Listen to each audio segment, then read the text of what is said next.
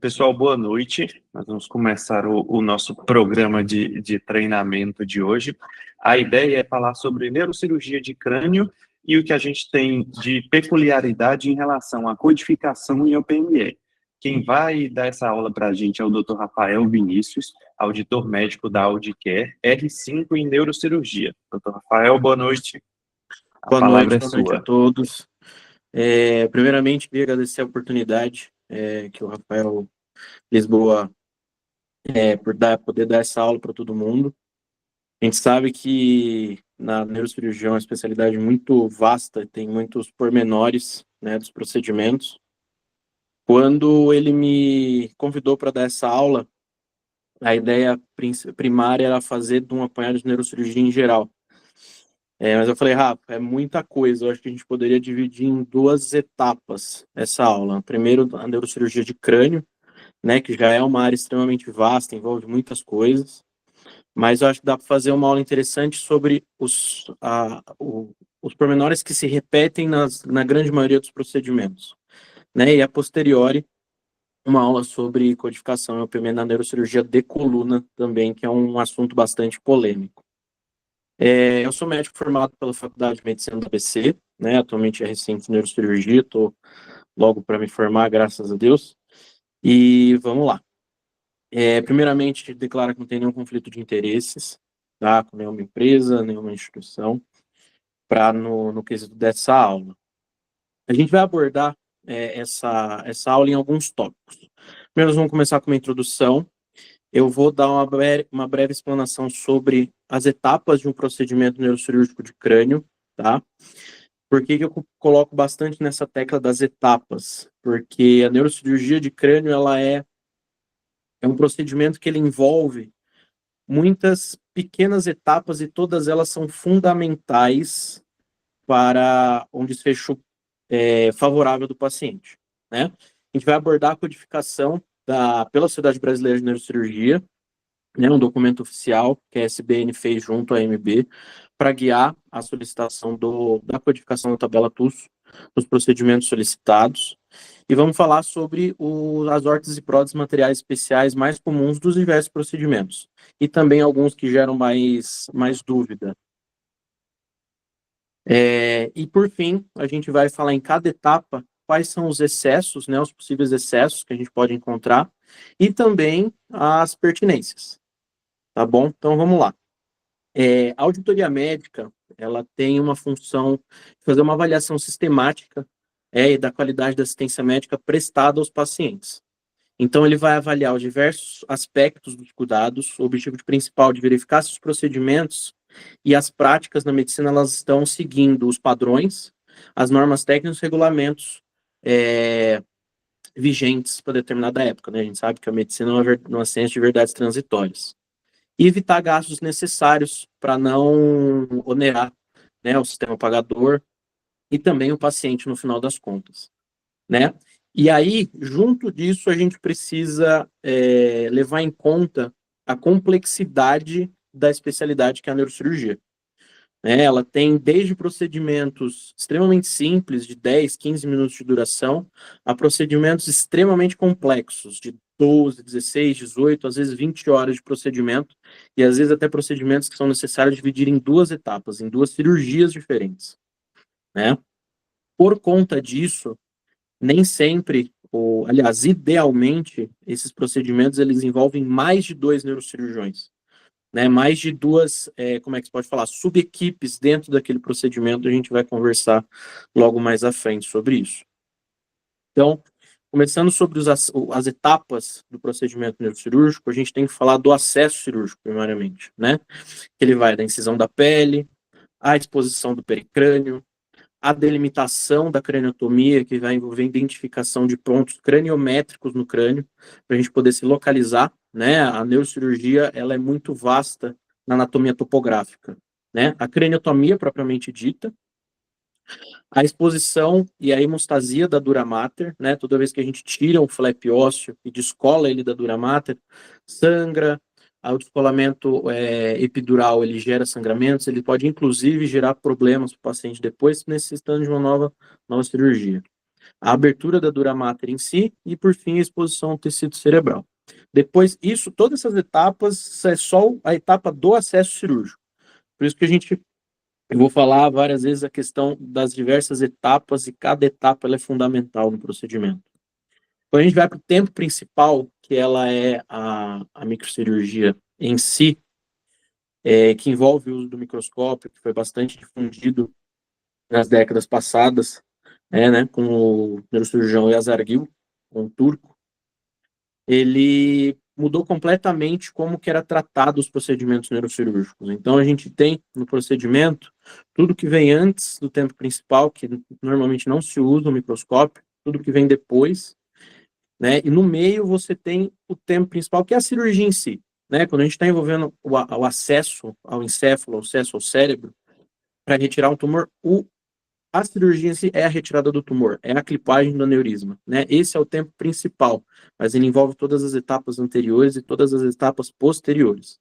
Então, normalmente, quando eu falo, a equipe neurocirúrgica ela envolve mais de 2 neurocirurgiões, às vezes 4.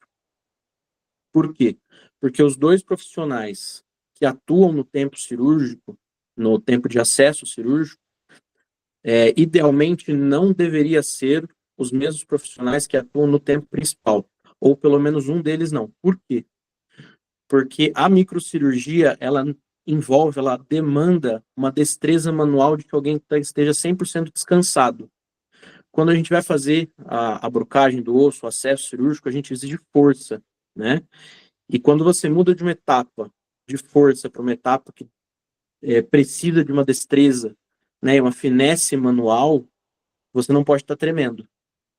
Então, normalmente, o chefe da equipe é o que vai entrar só no tempo principal da cirurgia, né? Ele não vai atuar diretamente no acesso cirúrgico, justamente por conta disso. Muda completamente a qualidade, né, do tempo principal, a qualidade de uma ressecção, a qualidade de uma clipagem, se o médico está descansado, se a mão dele não esteja tremendo, né? Tanto lesões cerebrais, contusões, afastamentos excessivos, tudo isso. E é nessa etapa onde pode acontecer as complicações mais graves e potencialmente fatais, né? Então, nós temos que levar em conta esse quesito. Então, o médico ele precisa estar no 100% dele, tá? E o fechamento. Nossa, que slide grande, cheio de coisa. Pois é. Essa etapa, ela depois do tempo principal, é a etapa fundamental. Por quê? Ela pode ser feita pelos mesmos cirurgiões que fizeram a etapa de acesso, tá? Mas é nessa etapa em que você evita o prejuízo estético para o paciente, deformações craniofaciais, fístula licórica, déficit mastigatório, tudo a gente vai falar, dar uma pincelada sobre isso. Então, ela envolve alocação de um catéter, um eletrodo para medição de pressão intracraniana. Isso vai mais trazer tranquilidade para o médico intensivista que vai manejar esse paciente neurocrítico, né? Às vezes o paciente, pelo tempo de cirurgia, 12, 13, 14 horas de cirurgia, acaba no período da noite, o anestesista prefere não entubar esse paciente, então ele manda o paciente para UTI entubado, que não é incomum, tá? Ou o procedimento envolveu sangramento excessivo, precisou tomar bolsa de sangue, tudo isso. E esses catéteres de pressão intracraniana, eles são fundamentais, né? Para ter o intensivista poder manejar esse paciente ao longo da madrugada, poder estubar ele com maior tranquilidade. Ou ter tranquilidade de não precisar levar esse paciente para fazer uma tomografia de emergência na madrugada, uma série de coisas, tá? O fechamento da dura mater, né, que é a etapa onde você vai fechar tudo aquilo que você abriu anteriormente, né, obviamente, só que esse fechamento ele tem que ser tão bom quanto foi feito a abertura, né? Então, o cirurgião que começou o acesso e que vai depois fazer o fechamento, ele precisa descansar no meio da cirurgia. Por quê? No final da cirurgia está todo mundo cansado, todo mundo exausto, procedimentos de mais de 6 horas, é onde você diminui sua atenção, né? Por isso que ele é uma etapa bastante importante, né? Porque é nessa etapa onde você vai evitar o paciente de ser reoperado, tá? A reconstrução muscular, né? Depois a sutura por planos e por fim o curativo. E agora a gente parte para a parte da codificação. Esse é o manual de diretriz de codificação dos procedimentos em neurocirurgia, mais especificamente do crânio. Ele tem coluna também e tem a da Sociedade Brasileira de Coluna, que fala, ele destringe mais os procedimentos em coluna. Ele traz os códigos tecnicamente mais pertinentes para cada procedimento, a gente vai dar uma olhadinha neles. Então, se vocês conseguirem observar nessa tabela, eu peguei um exemplo delas, tá? Nessa tabela, é muito boa essa codificação, porque ela divide, por exemplo, se vocês conseguirem ver, eu peguei tumores gerais, né? Para os tumores gerais, ele destringe, ele descreve todos os códigos que são tecnicamente pertinentes. E aí a gente vai começar a puxar um peixe um pouquinho para a parte da auditoria, porque a gente tem que ter um pouco de parcimônia, né? A gente tem que valorizar o profissional que está fazendo a cirurgia, mas também a gente tem que evitar algumas coisas que foram, de certa maneira, forçadas, tá? Então a gente vê o código do CBHPM, de cirurgia, microcirurgia para tumor intracraniano. Esses códigos, eles são divididos em códigos de acesso, códigos de tempo principal e códigos de fechamento. Isso a gente vai destrinchar melhor. E dependendo da cirurgia, dependendo de como está o contexto desse paciente, os códigos podem mudar completamente, né? O interessante dessa tabela, desse documento, é que ele coloca também os materiais e as quantidades que são pertinentes.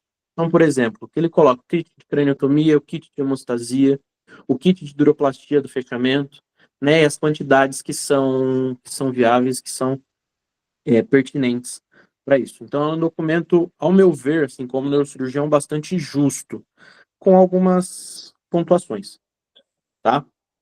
Então, nesse próximo slide agora, eu coloquei duas tabelas da parte de codificação, em que ele compara uma cirurgia para o tratamento de um aneurisma cerebral ou uma malformação arteriovenosa, tá? Não rota, ou seja, não rompeu, o cérebro não sangrou, para uma cirurgia de tratamento de aneurisma roto, né? Uma hemorragia subaracnoide. Então, a gente consegue ver que a codificação praticamente quase que dobrou, né? Então, o que entrou aí? Né? Quando a gente está diante de um sangramento intracraniano, entra a parte do intensivismo, né? A monitorização neurocrítica. Então, já entra o código de implante de catéter intracraniano, implante de eletrodo medular ou cerebral. E aí a gente começa a perceber algumas coisas que são questionáveis, né? A gente vai colocar. Então, eu peguei os principais códigos, tá? Principalmente de acesso e de tempo principal. A gente vai falando um pouco de cada um deles, tá? Aqui, o que é importante? Quando a gente passa, aqui eu coloquei, e a gente vai destrinchar um pouco de cada um. Primeiro, do acesso, a ressecção do osso temporal. Esse código aqui, se você for pegar na tabela, eles colocam algumas pontuações, alguns asterísticos, né? Se foi realizado. Quando que a gente precisa prestar atenção se foi realizado ou não? Nas cirurgias de base de crânio, envolve ali base da fossa anterior, logo abaixo do lobo frontal, base da fossa média, abaixo do lobo temporal, e a fossa posterior. Quando você tem a drilagem, a ressecção de parte do osso da mastoide, ou um tempo cirúrgico em que ele descreve petrosectomia anterior ou total, esse código de ressecção do osso temporal ele é pertinente, tá? Porque é uma parte da cirurgia da região do acesso mesmo, onde o cirurgião ele precisa fazer isso, e às vezes são etapas que demoram, às vezes, 1 hora e meia, 2 horas para ser feitas, porque envolve a preservação de trajetos de nervos cranianos intraósseos, né, ali no osso temporal, da parte petrosa do osso temporal, o cuidado de preservação de artérias como a porção petrosa da carótida interna, tá? Então, são codificações onde exigiram um esforço, né, uma demanda energética do cirurgião. O que eu vejo para delimitar se um código cirúrgico ele é pertinente ou ele é excesso, né, a gente fala, é tempo cirúrgico, é o quanto de energia que o cirurgião precisou demandar para fazer aquela etapa. Se ela é uma etapa leviana, uma etapa automática, rápida, que se passa muito rapidamente, eu vejo como tempo cirúrgico, né? Agora, se é uma etapa onde é uma etapa fundamental para aquele acesso, É uma etapa onde o cirurgião vai demorar bastante tempo naquele ponto. É uma etapa que pode dar muita complicação. E que depois, para fechamento, ele vai exigir mais um esforço de um neurocirurgião. Esse código eu acho pertinente para ser colocado para valorização do profissional, tá? Como eu falei, né, presente petrosectomia, ressecção da mastoide, a ressecção do osso temporal ela é pertinente. Do tempo principal, quando a gente fala implante de eletrodo medular ou cerebral, se a gente for pegar na descrição desse procedimento, ele está descrito para neurocirurgia funcional, tá? Que é um implante de eletrodo, seja para estimulação cerebral profunda, estimulação medular, etc. Aqui, normalmente esse código é utilizado em cirurgia de tumores, traumas, etc., para alocação do catéter de PIC. O que eu não vejo, eu acho que é um pouco desnecessário, porque se você tem outro código que é o implante de catéter intracraniano, né, que ao meu ver ele é um código, ele é um código pertinente, tá? A mesma coisa o código de monitorização de pressão intracraniana, né, que bate na mesma tecla da monitorização eletrofisiológica intraoperatória, que eu não coloquei aqui. A monitorização de pressão intracraniana, ao meu ver, quem vai fazer isso é o intensivista, não é o neurocirurgião, né? O neurocirurgião vai colocar o catéter, vai ligar para ver se está funcionando, e quem vai fazer essa monitorização de fato é o intensivista. Então, não acho que é um código pertinente. Agora, o catéter intracraniano, derivação ventricular externa, sangramento de monta, que você precisa passar uma derivação ventricular, ele é sim pertinente de ser colocado. E os outros de tempo principal, né, que vão variar do procedimento. Se é um procedimento de uma hemorragia intraparenquimatosa, clipagem de aneurisma, ressecção de tumor, etc. São códigos em que dificilmente você vai achar mais de um código de tempo principal de cirurgias completamente diferentes. São mais os códigos de acesso e de fechamento. E, por fim, os de fechamento, que a gente tem tratamento de fístula helicórica, reconstrução de retalho de galha aponeurótica, a reconstrução do músculo com rotação do músculo temporal, a reconstrução craniano-crânio-facial, a redução da fratura do arco zigomático e reconstrução de paredes orbitais. Cada um desses códigos de fechamento, a gente tem que estar bastante atento ao que foi feito. E aí exige um pouquinho mais de conhecimento técnico entre diversos procedimentos. Uma craniotomia feita acima, né, na porção superior da cabeça, longe de músculo, é uma craniotomia completamente diferente das craniotomias mais clássicas da neurocirurgia, a craniotomia pterional ou a fronto-órbito-zigomática, que eu vou demonstrar um pouquinho mais à frente. São craniotomias que a mudança de, às vezes, de 10 centímetros de localização muda completamente o que você precisa fazer para completar a craniotomia. A gente vai falar de cada uma aqui. O tratamento da fístula licórica, tá? Eu vou mostrar aqui o primeiro videozinho, que é da durotomia do acesso pterional. Ver se vai aparecer para vocês. Peraí. Queria que aparecesse, deixa eu ver se...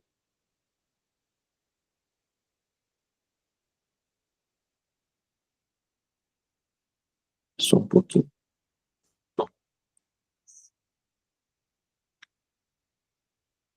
Deixa eu mostrar por aqui, fica mais fácil. Estão vendo a minha tela? Estamos sim, Rafa. Beleza. Sim. Vou produzir o vídeo.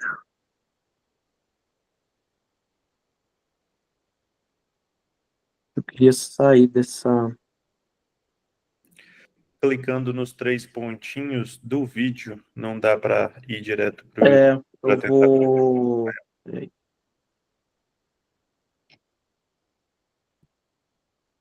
Queria sair desse modo apresentador, e fica mais fácil. Como eu estou pelo tablet, ele não deixa eu fazer isso. E aí eu coloco, ele me dá outra opção de produzir o vídeo, ele não vai. Aí já vamos resolver já, peraí.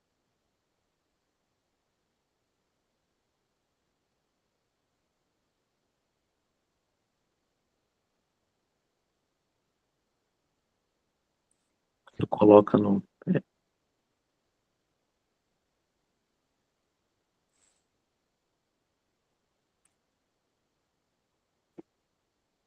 Ele tinha saído uma hora. Apresentação.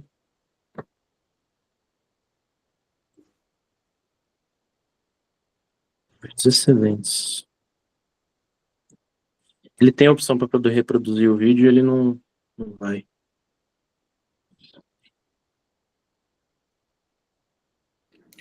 Tá dando para ver o vídeo, Rafa. A Tá dando imagem para ver? é pequena, mas a gente tá vendo o vídeo. Não, mas tá vendo, né? O primeiro, né? Que para mim aqui ele não tá aparecendo. Esse primeiro vídeo que tem que aparecer é a abertura da dura mater, né? Da crâniotomia pterional, onde ele faz o corte com o bisturi, né? Para abertura e exposição do tecido cerebral, tá?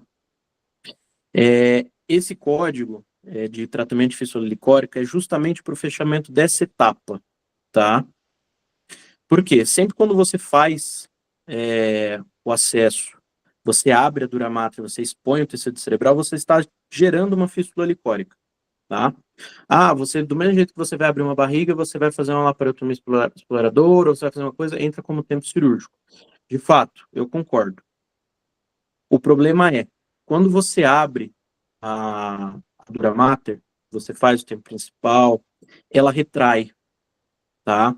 Quando ela retrai, você precisa fechar, às vezes você não consegue fechar a dura mater. Ela não fecha de maneira primária, tá? Algumas vezes. Então você precisa se valer de técnicas, né, e materiais, que a gente vai falar mais à frente, para você conseguir fechar hermeticamente essa dura mater. Por quê? Porque é onde dá fístula licórica. Se dá fístula licórica, você pode ter uma fístula licórica contida, ou seja, ele vai ficar contido dentro do plano subcutâneo, ou você pode ter uma fístula licórica não contida, né, que aí tem um risco alto de meningite, entendeu? Então, esse código de cirúrgico de tratamento de fístula licórica, ao meu ver, ele é pertinente, por quê? Porque o fechamento da dura mater ele é uma etapa fundamental do procedimento neurocirúrgico. É uma etapa onde você pode gerar outro procedimento, pode ser precoce, pode ser tardio, para reconstrução, então é um custo a mais, é o custo de uma cirurgia inteira a mais, praticamente, tá? Com novos materiais, etc. Então, é um código onde o cirurgião, ele vai demandar tempo, vai demandar esforço para fazer esse fechamento, tá? A reconstrução com retalho de galha aponeurótica. Por que eu coloquei aqui ser descrito? Porque quando a gente faz a abertura, o cirurgião, dependendo da técnica que ele vai utilizar, dependendo de como ele aprendeu, ele vai preservar a galha aponeurótica do crânio. Perguntas, você quer que sejam feitas no final ou podem... Não, pode fazer, Rafa, pode fazer. Doutor Edivaldo levantou a mão. Tudo bem, boa noite. Boa noite. Boa noite, professor. Eu saber em relação à fístula licórica, que realmente a gente não se vale do exame de imagem prévio. Na ressonância, se consta a fístula antes, né, se isso contribui, ou então é um achado no ato operatório.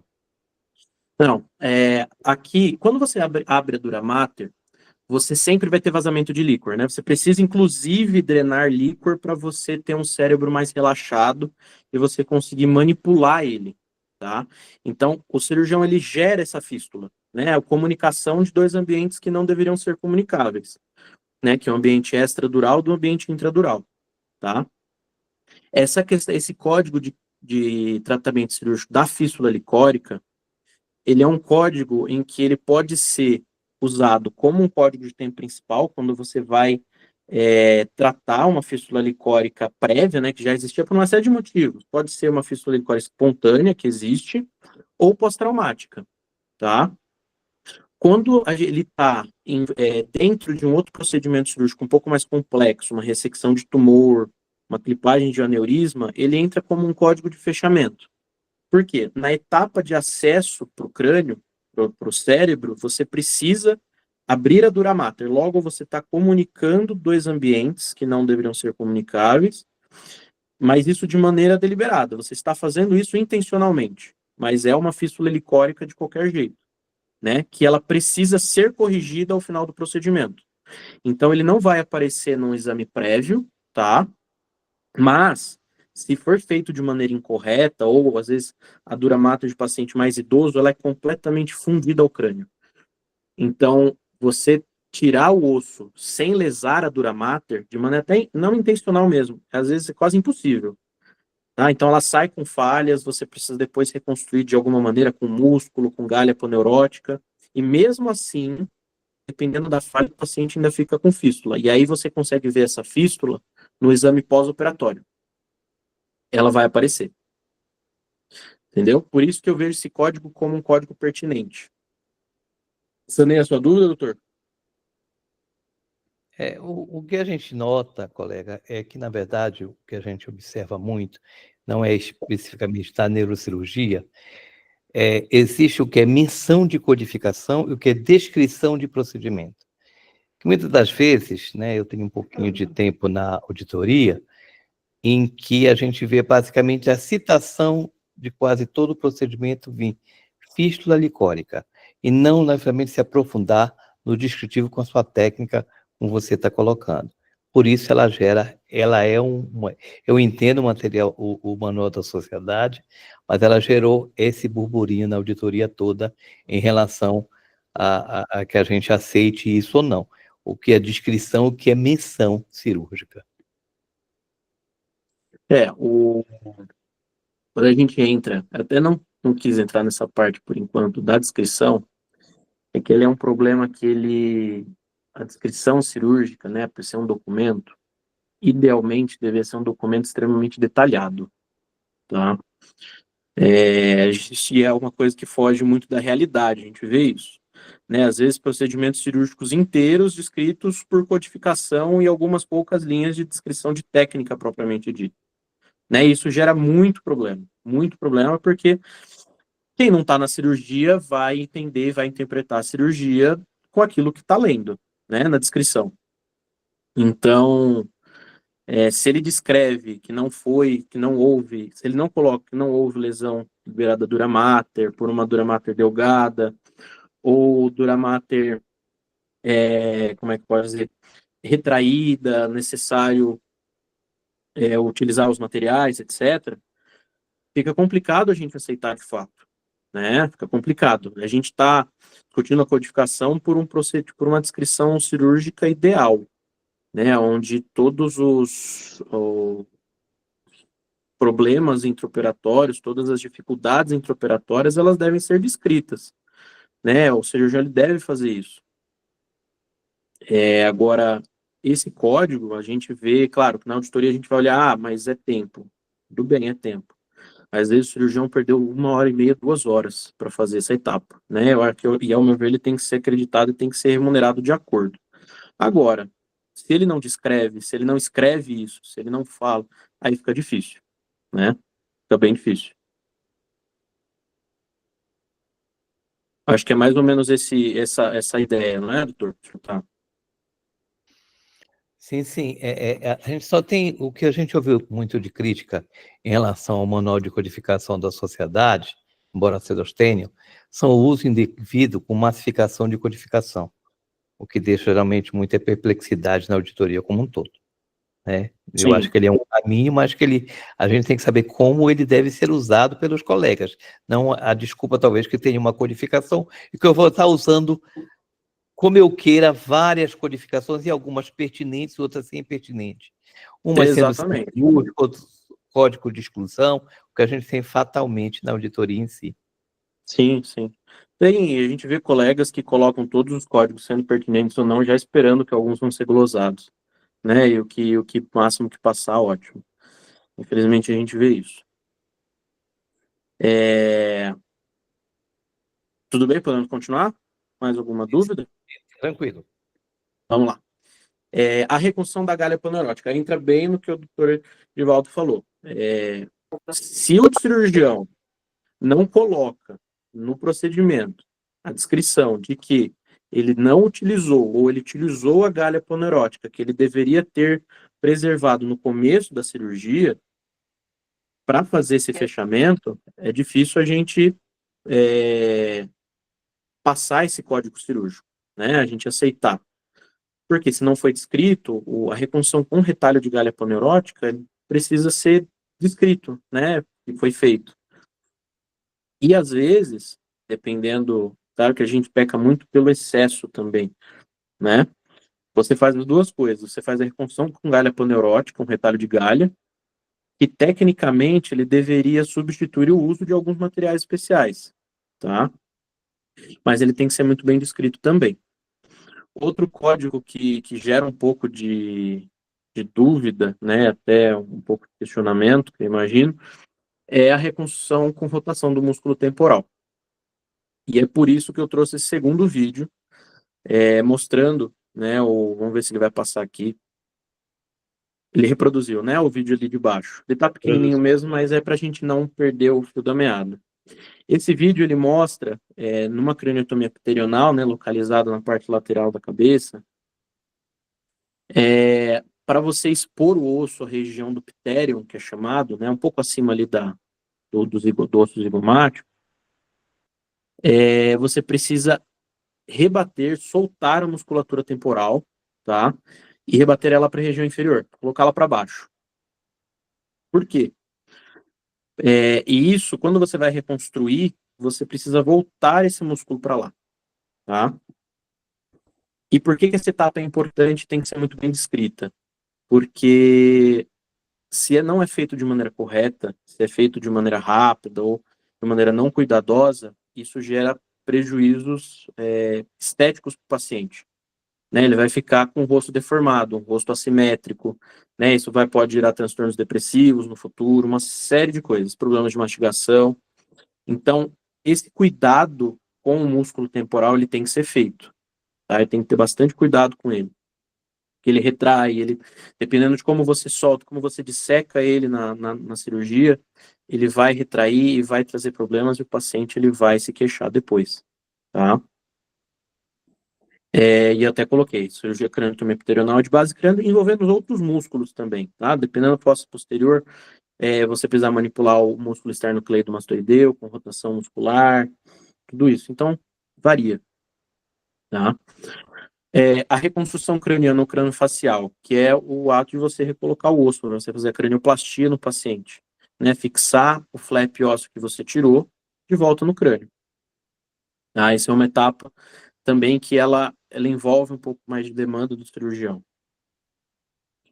E esses códigos embaixo, a fratura do arco zigomático, a redução de paredes orbitárias, eles são códigos mais especiais, que são de algumas craniotomias em específico, né? Principalmente a craniotomia fronto-órbito zigomática, que nessa imagem do crânio à esquerda mostra que é uma craniotomia pterional estendida para a região inferior, onde você precisa cortar o músculo zigomático e rebater ele junto com o músculo temporal. E junto com isso, retirar parte da parede orbitária. Tá? Então, por isso que esses dois códigos entram. Tanto a redução da fratura do arco zigomático, quanto a reconstrução de paredes orbitárias, que vai demandar mais material de osteossíntese, vai demandar mais tempo para fazer essa reconstrução, tá? E aí, nesses casos, eu acho pertinente esse código, tá? Vamos passar? E aí, a gente vai falar agora de OPME. Aí a gente começa a ter um pouquinho mais de parcimônia, que os materiais, querendo ou não, é a parte da cirurgia que mais gera custo, né? Os próteses materiais especiais. Quando a gente fala do acesso cirúrgico, a gente tem que primeiro pensar no posicionamento e na fixação da cabeça, né? Eu coloquei a cabeceira de Mayfield tanto para ilustrar, né? E tem alguns hospitais que não tem. Então, algumas empresas, elas fazem alocação para o hospital, né? Entra no custo, ou pode entrar no custo da sala, ou o hospital absorve de alguma maneira, ou vem a cobrança como material especial. Na incisão de pele, no caso, o monopolar, ponteira colorado, o clipe hemostático de Honey, que o vídeo ele vai mostrar também, e o aspirador autolimpante, né, que é o Chicago Tip, ao meu ver, tanto a ponteira colorado quanto esses aspiradores descartáveis, eles são completamente não são necessários para essa etapa cirúrgica, tá? Por quê? Aspirador tem na caixa do hospital. A grande maioria dos hospitais tem aspiradores, tá? Essa ponteira colorada é uma ponteira que normalmente a cirurgia plástica usa. É uma ponteira monopolar bem fininha, né? Que facilita você fazer, é quase um bisturi elétrico, só que ele é muito mais fininho e ele não espalha tanto a corrente elétrica, principalmente para a pele. Você consegue fazer o corte na pele direto com ele. Tá? Ele não é um material assim extremamente necessário. Tá? O clipe de honey eu mantive porque ele ajuda o cirurgião quando precisa fazer acessos rápidos. Ele precisa ser rápido no acesso. Cirurgia de urgência, emergência, ajuda bastante porque ele não precisa perder tempo hemostasiando a pele e o subcutâneo. Aí eu achei pertinente manter. O vídeo tá passando? Tá. Passando. Então, o que ele faz? Você faz o corte na pele e são grampos que se prendem a pele já é hemostasia. Então, o cirurgião ele ganha tempo nessa abertura, não precisa ficar hemostasiando a pele, já pode passar para a próxima etapa, tá? Na parte de acessos ainda, delimitação da craniotomia, é outro material polêmico que a gente vai falar, que é o neuronavegador. O neuronavegador, ele a gente vai perder um tempo conversando sobre ele. Por quê? Porque ela é uma tecnologia, assim, como neurocirurgião, excelente. Só que qual que é o problema? Ele, até onde eu sei, ele não está ainda no hall da ANS. Né? Então, já vi várias, já me foi pedido várias justificativas, não tá. Várias justificativas para o uso dele, várias negativas, várias glosas do convênio, já conversei com diversas famílias que foi feita a cobrança via particular. É uma tecnologia que ela veio para ficar e ela ajuda muito no procedimento, muito. Mas, é claro, ela tem que ser bem aplicada, né? Ela não é necessária para todos os procedimentos. Procedimentos que elas são completamente desnecessárias é sim excesso. Por isso que eu coloquei um grande ponto de interrogação que a gente vai destrinchar aonde que é pertinente o uso dela. Quem não sabe, o neuronavegador, ele é uma interface onde ele faz usa planos cartesianos por esferas, né? E que você tem uma câmera, esse totemzinho que ele tem câmeras no topo dele, onde ele identifica algumas esferas que são presas na cabeceira de Mayfield, na fixação do paciente, e em tempo real ele consegue identificar pela ponteira a ressonância do paciente. Então você aponta na cabeça e você consegue ver onde que você está apontando na ressonância. É um sistema de localização em tempo real intraoperatório, tá? E tem, claro, alguns acessórios junto dele. No caso dessa ponta Stylet, para punção guiada, e o VarioGuide, que é o sistema de biópsia, tá? São excelentes tecnologias, mas elas têm que ser bem aplicadas. Então, eu peguei algumas situações. Por exemplo, aqui, nessa foto, a gente vê uma lesão. Ali no lobo temporal direito do paciente, é um cavernoma, tá? Cavernoma profundo, tá? Pequeno, tá? Que ele precisa ser ressecado, né? Essa lesão pode estar gerando crise convulsiva, ela pode ter sangrado. A indicação de cirurgia é clara. Qual que é o problema? Lesões pequenas dentro do cérebro, elas podem ser muito difíceis de serem achadas. Né? Você faz o seu acesso cirúrgico, você faz a corticectomia cerebral, você começa a entrar na parte profunda, subcortical do cérebro e você não acha lesão. E aí você fica procurando, você destrói mais fibra branca, você afasta mais estruturas, aí você gera mais lesão, aumenta o risco de sequelas neurológicas. Nesses casos, para lesões profundas, pequenas, em que a localização dela é difícil, ela é uma tecnologia extremamente viável. E é uma tecnologia bastante indicada. Porque ela vai mostrar para você diretamente onde está a lesão. E aí você consegue se guiar por ela. Você consegue diminuir o tamanho de incisão cirúrgica, você consegue diminuir o tamanho da craniotomia, o tamanho do acesso, o tamanho da sua abertura da dura mater, logo a diminuição da incidência de fístula licórica e a diminuição do tempo cirúrgico. Né? O paciente só ganha com isso. Né? Outro caso, no caso de hipertensão intracraniana idiopática, o paciente está com uma pressão intracraniana bastante elevada, está perdendo visão, você precisa colocar uma derivação ventricular peritoneal. Como que se funciona esse ventrículo às cegas? um ventrículo completamente em fenda, completamente fechado, quase fechado. A neuronavegação, no caso do sistema Stylet, ele vai te ajudar muito no número de funções que você vai fazer. Uma cirurgia dessa, feita às cegas, às vezes você precisa de 3, 4, 5 funções para você acertar o ventrículo. E às vezes não acerta, tá? O Stylet com neuronavegação vai te ajudar a fazer uma só. Né? Às vezes não vem nem líquor quando você funciona, ou vem pouco, e você precisa acreditar que está lá. Então, ele é uma segurança para o cirurgião de que a estrutura que você quer acertar, você acertou, tá? Assim, ela é excelente. Infelizmente, não está no rol da ANS. Ela tem um custo, tem hospitais que conseguem fazer uma negociação por um custo um pouco mais baixo, etc. Mas ela é uma tecnologia que ela demanda uma análise um pouco mais minuciosa do caso, né? O auditor precisa ver direitinho, porque às vezes negar esse material pode aumentar o tempo de UTI desse paciente. Às vezes ele pode ficar 3, 4, 5 dias na UTI, que pagou 3 vezes o custo do material, do neuronavegador.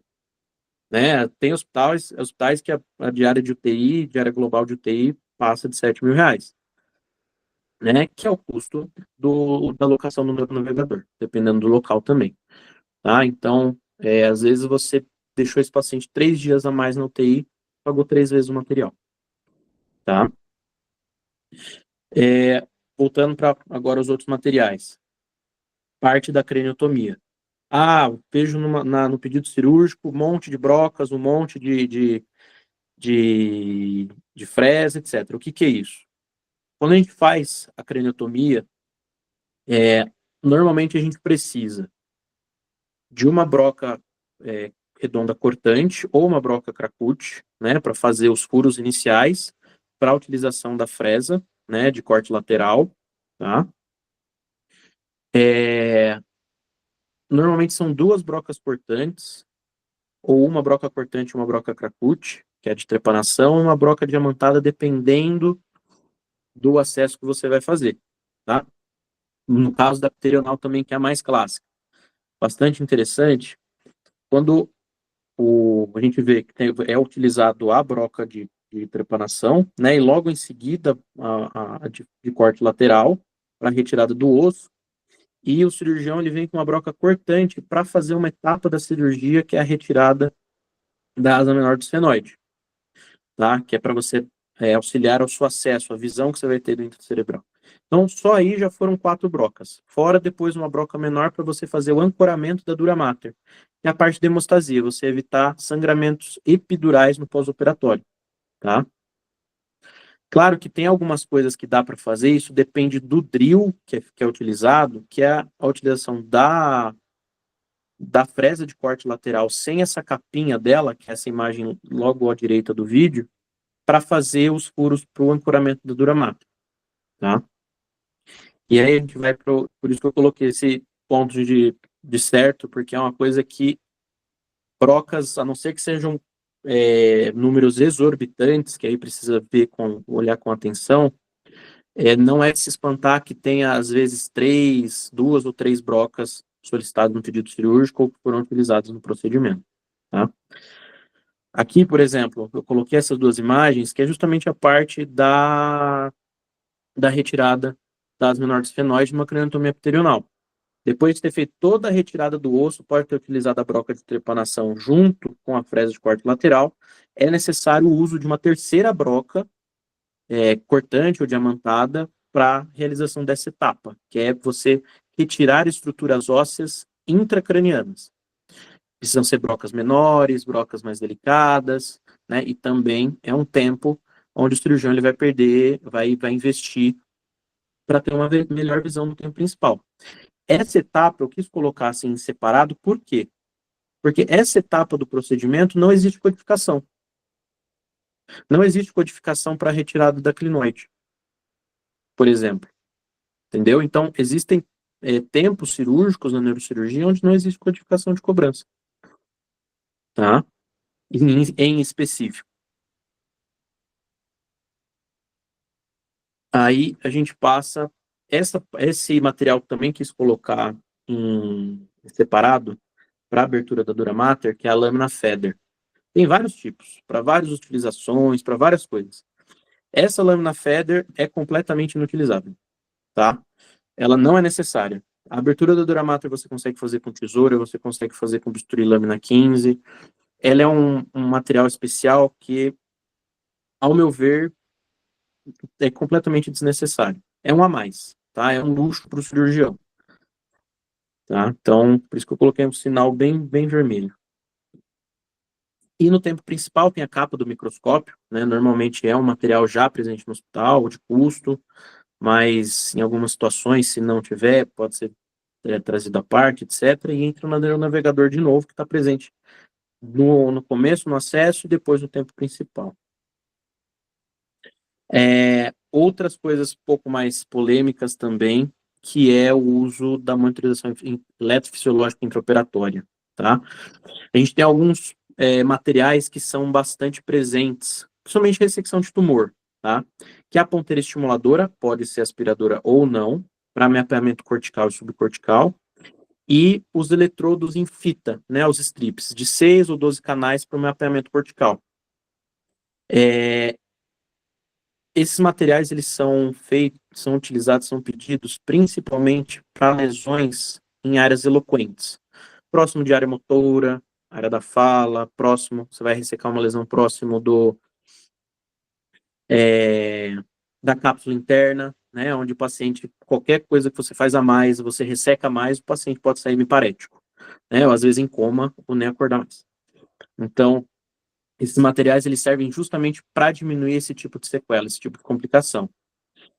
Só que a gente também tem que ter um pouco de parcimônia. Por exemplo, no caso da ponteira estimuladora, se houver no pedido uma ponteira estimuladora monopolar e uma ponteira estimuladora aspiradora, não precisa dos dois. Tá? Não é necessário os dois. É um ou outro.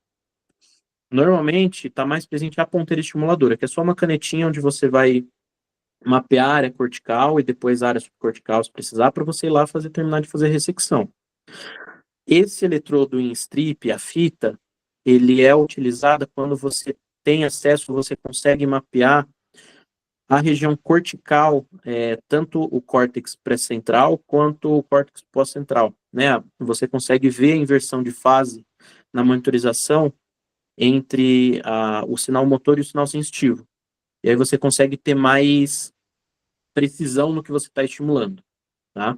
Então, ao meu ver, essas fitas, elas são utilizadas com lesões próximas das áreas da área motora e cortical. Aí você consegue ter uma monitorização legal e evita bastante complicação e complicação bastante mórbida, tá?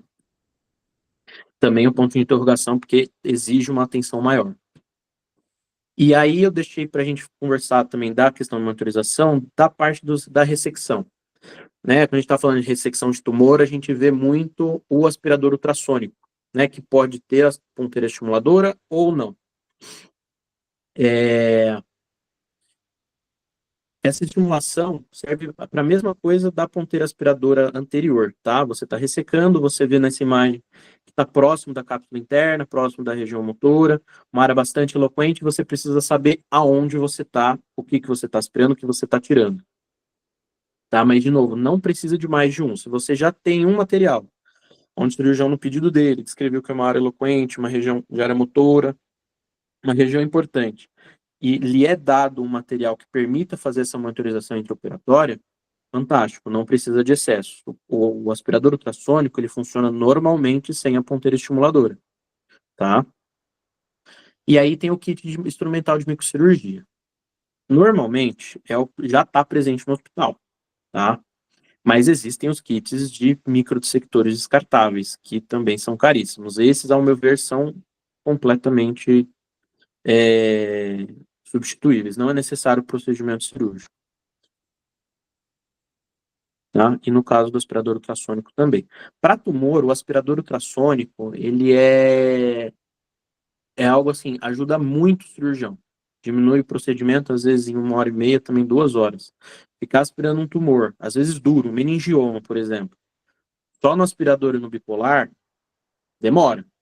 Se você tiver um aspirador ultrassônico para fazer essa ressecção, às vezes de 1h30 cai para 30, 40 minutos, tá? Agora, tem principal de algumas cirurgias mais específicas, lesões vasculares. Eu coloquei do aneurisma, malformações arteriovenosas, porque eu já vi pedidos cirúrgicos de clipagem de aneurisma onde foi negado o clipe. Então, eu coloquei aqui os clipes na neurocirurgia vascular, são utilizados 2 clipes, tanto temporário quanto definitivo. Normalmente, no aneurisma, quando você vai, você está dentro do tempo cirúrgico, dentro do tempo principal, você está enxergando o aneurisma. Esse aneurisma ele pode mostrar sinais de que ele está prestes a romper, de que a manipulação dele é com bastante risco, ele pode romper ali na sua mão. Então, o cirurgião ele opta por colocar clipes temporários no próprio vaso mesmo, proximal e distal, tá? Para conseguir manipular esse aneurisma, mesmo que ele rompa, ele não sangre. E aí ele coloca o clipe definitivo, né? O mini clipe definitivo e depois tira os clipes temporários, tá? Para restabelecer a circulação encefálica. E um clipe de aneurisma, um aneurisma, às vezes ele exige 3, 4 clipes cirúrgicos para você fazer a clipagem total dele, tá? Tem morfologias aneurismáticas que são extremamente complexas. Envolvem não só, às vezes envolve 360, 200 graus do diâmetro do vaso. Então precisa de bastante clipe. E para o fechamento, agora, quando a gente vai falar a alocação do catéter e do eletrodo para medição de pressão intracraniana, ele pode vir de 2 maneiras, tá? Dependendo do que é autorizado. Se é necessário colocar uma derivação ventricular externa, o ideal é que seja um catéter só. Então já venha a derivação ventricular externa junto com o catéter de PICC, que ele faz a medição da pressão intracraniana intraventricular. Quando não é necessário, não precisa ser colocada uma derivação ventricular externa e precisa ainda manter no pós-operatório uma monitorização da pressão intracraniana, o catéter de PICC subdural, ou às vezes epidural, ou intraparenquimatoso mesmo, que é um catéter bem mais fininho, já é o suficiente, tá? Por que alguns cirurgiões optam sempre por colocar o catéter? Porque hoje em dia é muito difícil você não operar um paciente de terceira idade que não tenha uma hipertensão intracraniana, né? O cirurgião, quando entrega o paciente, passa o caso para o intensivista, tá na mão dele o manejo da pressão arterial, né? Então, às vezes esse paciente pode fazer pico hipertensivo durante a madrugada, gerar um sangramento epidural, né? E se não tá com catéter, mesmo que o paciente esteja acordado, tá? Se ele tem o rebaixamento de nível de consciência, já tá o catéter de PICC lá. É só ligar no monitor e o intensivista vai saber se teve um sangramento de maior importância, né, ou se o paciente ficou mais sonolento por algum outro motivo, né? Então, não é de se estranhar, mesmo que o paciente tenha sido estubado, tenha sido tudo bem na cirurgia, o paciente saiu acordado da sala cirúrgica, não é errado esse paciente sair com um catéter de monitorização intracraniana. É uma segurança e um conforto também pro médico intensivista, tá? Por isso que também tem um sinalzinho de verde. Para o fechamento, né? Aí a gente entra na questão lá do tratamento de fístula licórica. Quando a gente fala de meningiomas, né, meningiomas que são de convexidade, que nascem da dura mater, você precisa tirar aquela dura mater inteira. Você não abre só uma janelinha para depois fechar. Então você precisa fazer a reconstrução daquele buraco de maneira completa, né? Mais um motivo para você validar o código de correção de fístula licórica. E aí você precisa de materiais sintéticos, né? Só a galha polineurótica ela pode não ser o suficiente. Então você vai lançar mão de substitutos de dura, pode ser malha, pode ser esponja, e do selante dural. Tá? Dependendo da localização, eles são fundamentais. Sem eles, é muito difícil se evitar a fístula licórica, principalmente em base de crânio. Principalmente em base de crânio. Tá? E é claro, tem que ter um pouco de atenção, porque existem vários tamanhos, né? Principalmente do substituto de dura. Você tem um substituto de dura de tamanho pequeno, que normalmente é 5 centímetros por 5 centímetros, e um pouco maior, que é de 10 por 5 centímetros. Né? E ficar atento com o que o surgeon pede ou o que é mandado. Isso já é um pouquinho mais detalhado. E o selante dural? O selante dural, ele ajuda bastante, principalmente No Brasil, ele não é muito difundido o uso de um fio, que a agulha ela é mais fina do que o próprio fio. Quando você passa o fio, normalmente a Duramater ela é suturada com o fio de prolene, e a agulha é mais grossa. Então, o buraco onde passa a agulha na Duramater, ele fica maior de onde passa o fio. Então, às vezes, vaza líquor pelo buraco do fio. Você pode ter fechado fantástico, fez a maior obra de arte no fechamento da Duramater, vai continuar vazando líquor, porque o buraco da agulha ficou maior do que o buraco do fio, e continua babando. Aí você vai fazer fístula, precisa colocar o substituto, precisa colocar o selante, para não fazer fístula licórica, por conta dessa questão, tá? Também é uma coisa necessária, principalmente para evitar complicações pós-operatórias, um novo procedimento cirúrgico do paciente. Na fixação da janela óssea, que você fez a craniotomia, né, a gente tem desses materiais, mini placas e mini parafusos, ou botão de fixação óssea, né, e os substitutos ósseos. No que eu mostrei da craniotomia epitelional, quando você tem aquela etapa de retirada da asa menor do esfenoide, né, próximo da região da órbita, fica um vão entre o osso que você tirou do crânio e aquela parte onde você fez da retirada da asa menor. E aquela parte é uma região onde o músculo temporal ele pode retrair e dar alteração, pode dar dor para mastigar, pode dar alteração em ATM às vezes e fazer uma retração estética, tá? E a paciente ficar com o rosto deformado. Então, você preencher essas falhas ósseas com um substituto ósseo, ele é vantajoso, tá? Mini placas e mini parafusos. Aí também está alguns excessos.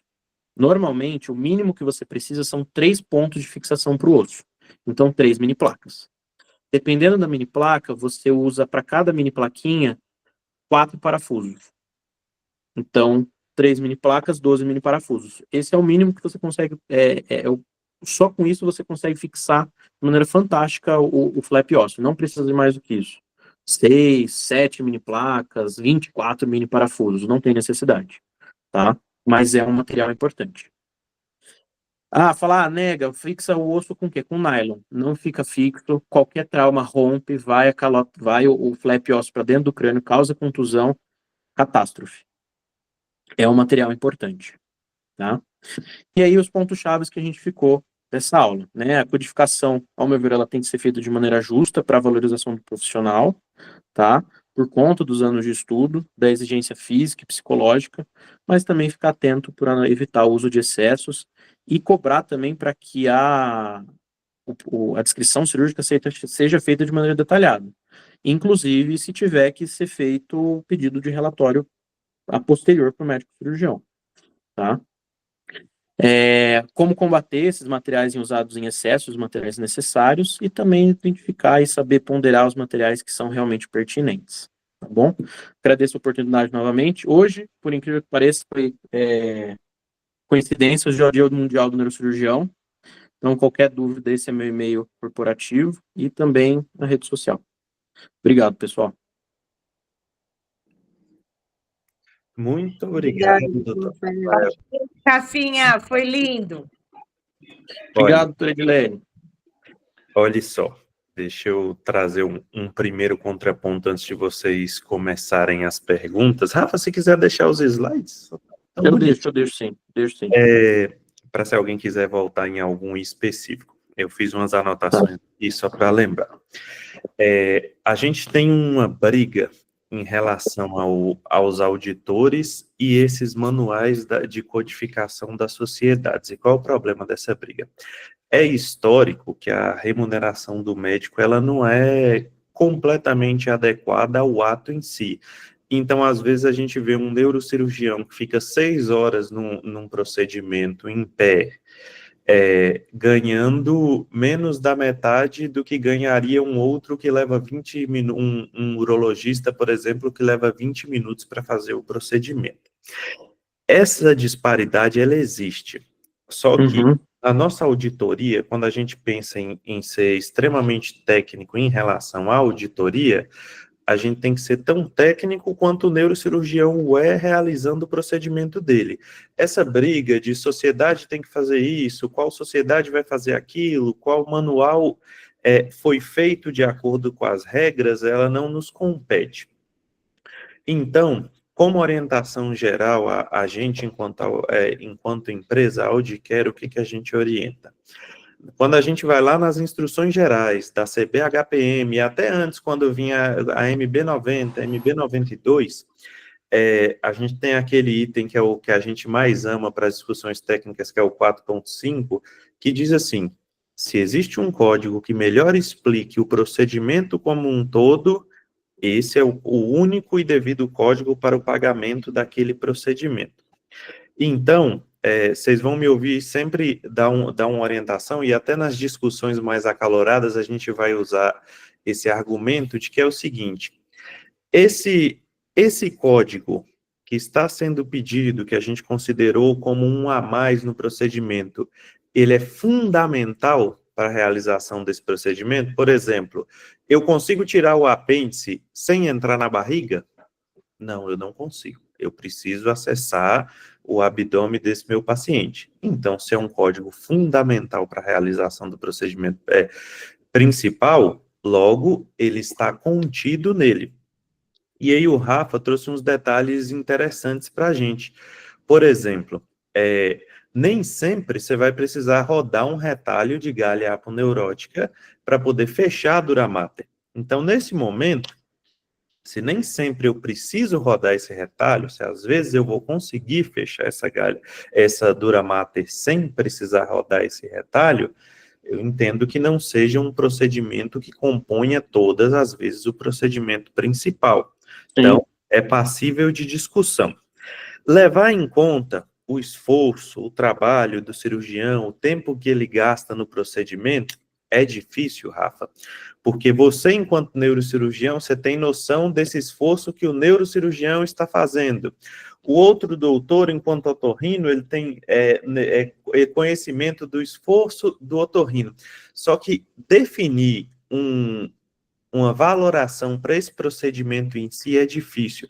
É por isso que eu digo que a gente vai bater muito mais forte na regra em relação ao manual, em relação a CBHPM, CBHPM e o procedimento principal que o código melhor explica, do que no passo a passo. Então, aí até entra na discussão do doutor Edivaldo também. O doutor Edivaldo é um auditor com mais tempo de trabalho. Então, ele pergunta, mas se a fístula licórica ela é resultante do ato cirúrgico em si, o mesmo racional de o cirurgião estudou, o cirurgião teve muito trabalho para fazer esse procedimento, e se ele não fizer ele corretamente pode complicar, todos esses argumentos eles podem ser usados também para o cirurgião no fechamento de uma apendicectomia. Se ele não fechar a parede abdominal direito, pode complicar, a gente pode ter uma deiscência de sutura, a gente pode ter infecção no pós-operatório. Então, embora esses argumentos sejam válidos, a gente vai tender como linha de auditoria no modelo que a gente faz hoje, a gente não acatar esses procedimentos que são passos do procedimento principal. Não é que a gente não queira que a codificação seja justa com o trabalho do médico que realiza o procedimento. É mais ou menos como se a gente, auditor, cobrasse o nosso parecer de auditoria de acordo com o passo a passo do nosso trabalho. Primeiro eu estudei, depois eu tive que comparecer ao hospital, e depois eu fiz a auditoria propriamente dita, que foi o meu parecer. Então, eu vou cobrar esses 3 códigos, o do estudo, da ida até o local, e o do meu parecer de auditoria, ou eu vou cobrar só o parecer de auditoria, que é o ato inerente ao qual eu estou realizando. Então, é só para a gente se atentar a isso, porque a gente não vai conseguir justificar um sistema inteiro, que é esse sistema que está um pouco defasado do que é a remuneração médica, mas sim, a gente pode sempre brigar por essa melhoria. Mas a ideia principal da aula hoje era dar substrato, era dar subterfúgio, para a gente poder fazer uma discussão mais técnica, para a gente estar de frente com um colega que realizou o procedimento ou com o auditor que está fazendo a defesa técnica desse procedimento e garantir para ele um julgamento, uma discussão mais justa e extremamente técnica. Então, desculpa, pessoal, eu me delonguei. Quem quer fazer perguntas, agora é a hora. Então, eu posso dar só uma opinião de auditoria? Com toda certeza, doutora. Vamos lá. Eu acho que aí a gente vai entrar naquela celeuma enorme do médico, né? Em vez do médico parar de trabalhar e lutar pelo valor do CH, a gente fica aumentando o código, em vez de ir para frente do CFM e falar assim, vamos aumentar a nossa remuneração. Eu acho que esse é o grande lance da auditoria. Por outro lado, Rafa, eu acho que super competente o que você falou, por exemplo, em relação à fístula licórica, tem um ato que é importantíssimo. Teve uma cirurgia anterior? Se não teve anterior, não tem como ter fístula. Já começa por aí. Se não aí vira um tempo cirúrgico, né? Mas a gente também não pode deixar, doutor Rafael Lisboa, de ser médico e competente quanto à auditoria, e também remunerar o colega que está fazendo a auditoria, e algumas vezes abrir mão de alguns códigos para que essa remuneração seja pertinente ao ato do colega. Eu acho que isso também é importante, porque se a gente bater só na parte técnica, Doc, a gente vai pagar para uma neurocirurgia o que a gente paga para uma apendicectomia, né? Então, eu acho que essa parte de contraponto é importante. Não só a parte técnica, mas a parte também de entender o ato médico. Muito bom, doutora. Essa questão, essa questão bem que a doutora Dilene falou, né? Ela não é, ao meu ver, é uma solução tapa-buraco, né? Você aumentar a quantidade de códigos. Exato. É uma solução tapa-buraco. Você tentar usar de certos subterfúgios para você sanar um problema que ele tem décadas, né? Essa questão da remuneração do neurocirurgião, do valor dos códigos, eles advêm de um problema, exatamente. Eles advêm de médica, né? Pois é, eles advêm de um problema seríssimo na classe médica, ao meu ver. Exato. Comparando com outras profissões, a classe médica é uma das classes mais desunidas da sociedade. Mais desunidas. A verdade, ao meu ver, é essa. Né? A questão de remuneração, de benefícios, de uma série de coisas que permite uma boa qualidade de vida para o médico. Infelizmente, é isso. O médico aceitou por muito tempo ainda aceita, né, essa realidade. E aí vai achar subterfúgio para ganhar mais, né, para ter uma vida mais confortável pelo tempo de estudo e tempo que ele demandou para se profissionalizar. Faz sentido. Perguntas? Doutor Laércio? Eu tenho uma pergunta, boa noite. Tem um código que eu vi sendo solicitado e algumas negativas, é o código de implante intratecal de bombas para infusão de fármacos. Esse código, a negativa dele é porque ele possui DUT específica para tratamento de dor e espasticidade, né? Então ele não é contemplado simplesmente para o implante ou reservatório para infusão de fármaco, né? E eu vejo ele sendo glosado, né? Tem a DUT da ANS dele, né? Pacientes portadores de dor crônica, né? Ou espasticidade, né? Quando atestado. Só que eu vejo ele sendo solicitado com uma bastante frequência, né? Quando eu faço a glosa desse código, eu uso a justificativa da DUT, né? Onde diz a cobertura obrigatória dele. Eu queria, assim, como neurocirurgião, né? Eu queria ver a sua opinião sobre esse código. Esse código, ao meu ver, ele cai na mesma situação do implante intracraniano de eletrodo. Ele é um código de aplicação específica. Se é implante de catéter intratecal para infusão de bombas ou fármacos, ele tem que estar atrelado a uma bomba intratecal, né? Que é a situação exatamente o que você falou, para dor crônica, principalmente oncológica, tá? E espasticidade. Para qualquer outra coisa, paciente, esse código ele pode ser colocado também, porque antes da implantação da bomba definitiva é possível colocar o teste, né, a teste, mas aí normalmente ela é epidural e não intratecal. Mas são códigos de Entendi. utilização específica. Se não tiver nesse cenário, eu não vejo o motivo. Entendi. Quando eu faço a glosa desse código, eu não costumo fazer isso, mas eu coloco que não está em conformidade com a DUT, né? E coloco 45.1, né? Ou Uhum. 0.2, né? As duas, normalmente. Sim, Né? sim, Eu faço a glosa dessa forma, né? Possui sim. DUT específica, né? Exatamente. Ou mesmo a questão da DUT, é muito difícil, tecnicamente, para o cirurgião ele justificar esse código para qualquer outro procedimento que fuja esse que está adequado com a DUT. Ele vai ter que fazer um malabarismo muito grande e eu não vejo procedimentos que não sejam esses que são os justificáveis. É, Isso é pura encheção de linguiça. Rafa, deixa eu te fazer uma pergunta em relação à DVP, que hoje o DVE, que é uma grande celeuma na auditoria, né? Hoje a DVP foi cortada em várias partes, né? Inclusive com códigos que não são de neurocirurgiões, como laparotomia para implante do catéter cavitário abdominal. O que você pensa Uhum. disso? A DVP, eu acho que pode entrar dois códigos, que é assim. O código de DVP, ele também é atrelado, se não me engano, ao código de DVA, né? Que é derivação ventricular atrial. Sim, sim. Se é uma DVP peritoneal, entra o código da derivação, que é uma está dentro do implante de catéter intracraniano. Eu acho que é um código, os dois não precisa ser colocado, mas o código de laparotomia para inserção de catéter intraabdominal, ele tem que ser colocado, porque se fosse uma DVA, seria o contrário, né? Seria passado por uma técnica de acesso central. Então, para derivação ventricular peritoneal, é o código da DVP mais o código do abdômen. Mas o código já não diz exatamente isso, Rafa, que é uma derivação ventrículo peritoneal. O código, eu não estou falando de valores, tá? Eu estou falando Uhum. de semântica.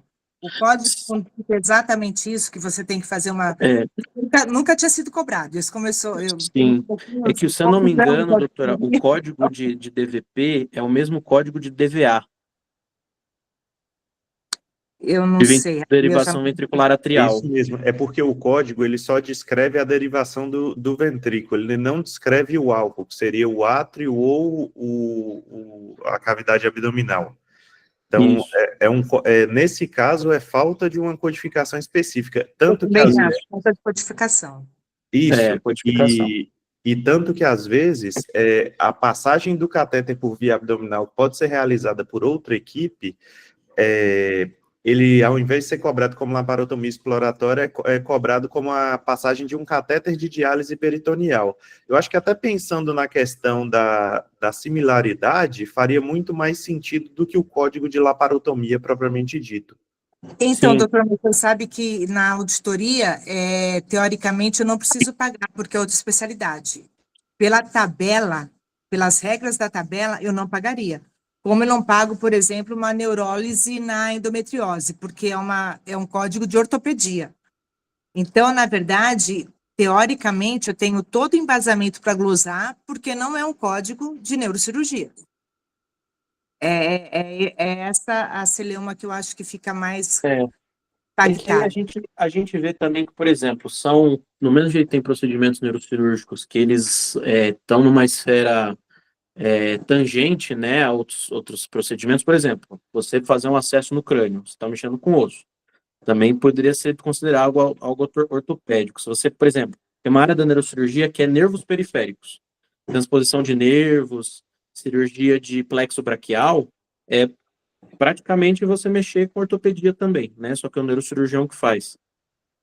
E aí a codificação ela é problemática nesse sentido também, né? Ele atrela certos códigos a certas especialidades, e aí gera essas regras de que você não pode pagar.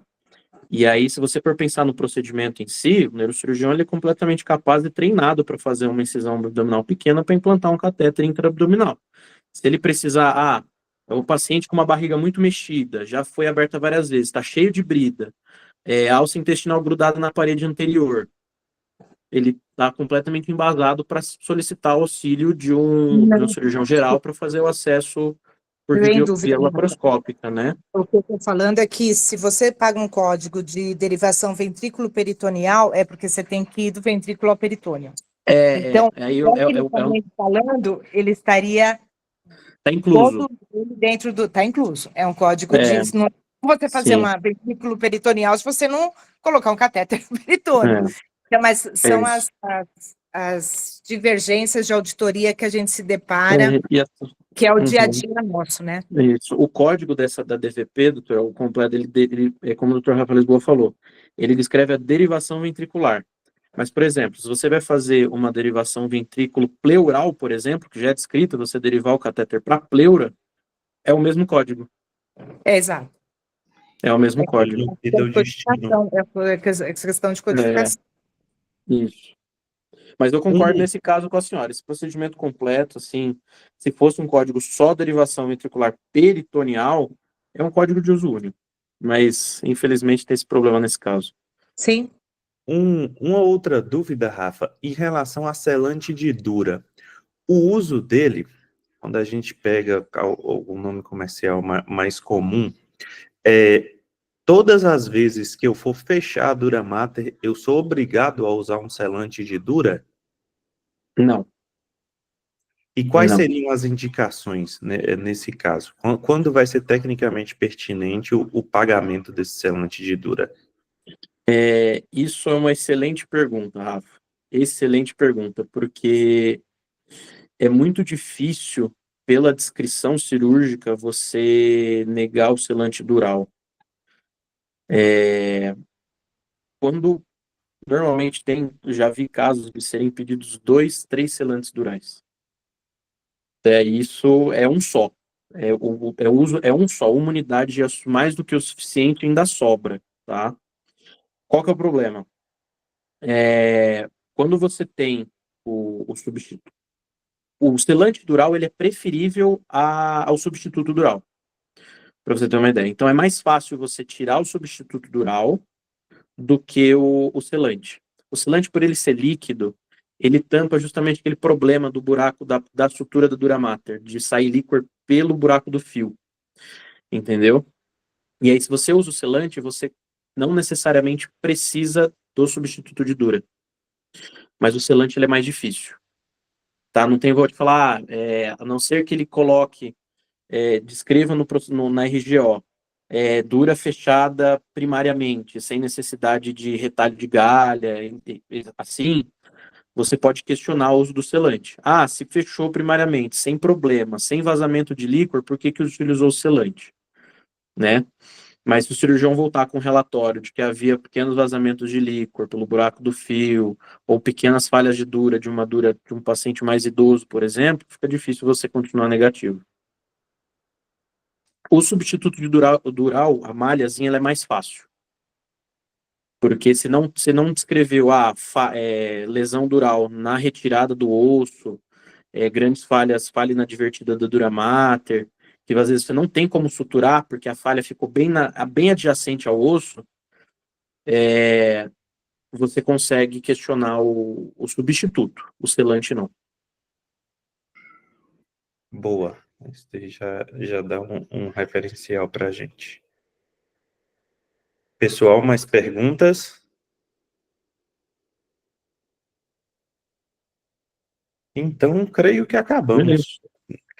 Olhe, quem tiver sugestões de temas para treinamento, de abordagens específicas, uma das coisas que a gente está pensando é fazer um módulo de auditoria da conta para ter aulas mais rápidas, em torno de 20 a 30 minutos. A gente vai pegar alguém especialista naquela área, alguém auditor já há mais tempo, para dizer para a gente assim, como ele faria a auditoria daqueles itens de conta baseado naquele prontuário fictício que a gente vai apresentar, e aí a gente fazer a discussão em cima com nossas perguntas do dia a dia. A ideia é ir dando subterfúgio, dando conhecimento, fornecendo conhecimento para a gente poder fazer uma auditoria cada vez mais apurada e mais justa. De ortopedia, boa, doutor Nathan. Tem o de coluna também, né? Essa aula de neurocirurgia vai para coluna também. Isso aí. Por favor. Doutor, isso aí. denervações, fisiotomias, denervações, é tudo a mesma coisa, né? Exato. Alguns... E é altamente específico, é um conhecimento que a gente passa bem de passagem na faculdade de medicina, né? Não é algo que, se você não for atrás, se você não for estudar, ou se você não for especialista, você vai ter um conhecimento aprofundado para fazer uma discussão técnica realmente rica. Tendo aqui uma valoração muito grande, né, na conta, né? Então, isso é importantíssimo. Sim. E então é isso, pessoal. Nos encontramos na semana que vem. Provavelmente vai ter outra aula dessa na terça. A gente só está definindo quem vai ser o especialista da vez. De qualquer jeito, quem puder comparecer para fazer pergunta no ao vivo, melhor ainda, para a gente poder discutir e debater. E quem não puder, a gente vai fazer tudo isso gravado para poder compartilhar com vocês depois. Então é isso, pessoal. Muito obrigado a todos pela presença. Boa noite. Boa noite, gente. Obrigado, Tchau, tchau. pessoal. Boa noite. Obrigado, Tchau. boa noite. Foi ótimo. Boa noite.